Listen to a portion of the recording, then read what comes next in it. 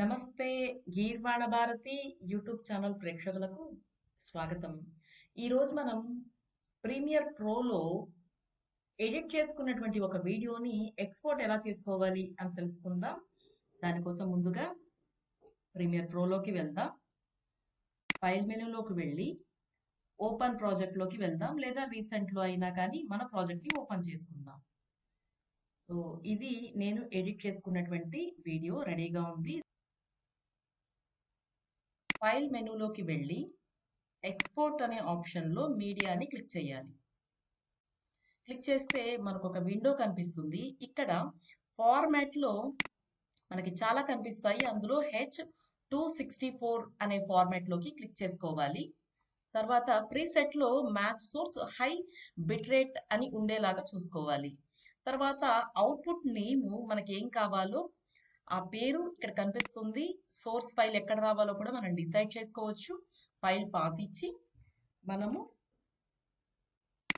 ఏదో ఒక file name ఇచ్చి ఫైల్ పాత్ కూడా ఇచ్చి జస్ట్ సేవ్ అని క్లిక్ చేయాలి. సో ఆ అవుట్పుట్ నేమ్తో మనకి సేవ్ అవుతుంది అనమాట. సో కిందకు వచ్చాక యూజ్ మ్యాక్సిమం రెండర్ క్వాలిటీ అనే దాన్ని సెలెక్ట్ చేసుకోవాలన్నమాట. సో దీని ద్వారా మనకి హై క్వాలిటీ వీడియో MP4 ఫార్మాట్లోకి వస్తుంది.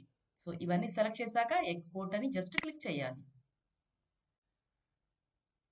సో జస్ట్ 1 మినిట్లో మనకి వీడియో ఎక్స్పోర్ట్ అవుతోంది అని చెప్పి చెప్తోంది.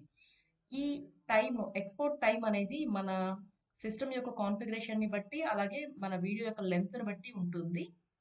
వీడియో సైజ్ ఎక్కువ ఉంటే కాస్త ఎక్కువ టైం తీసుకుంటుంది. అలాగే మన ల్యాప్టాప్ ఆర్ డెస్క్టాప్లో గ్రాఫిక్ కార్డ్స్ అవి ఉంటే, ర్యామ్ స్పీడ్ ఎక్కువ ఉంటే చాలా తొందరగా ఎక్స్పోర్ట్ చేసి మనకి అవుట్పుట్ని ఇస్తుంది అనమాట.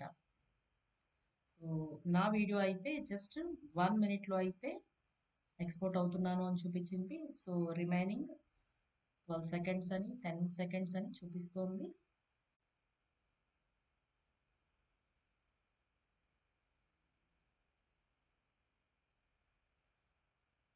సో 100% పూర్తయిపోయింది.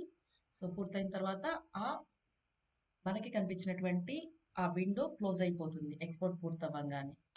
సో ఆ ఫైల్ మనకి రెడీగా ఈ విధంగా ఎక్స్పోర్ట్ అయి కనిపిస్తుంది. సో ఇది ఎక్స్పోర్టెడ్ ఫైల్ అనమాట. Thanks for watching the video.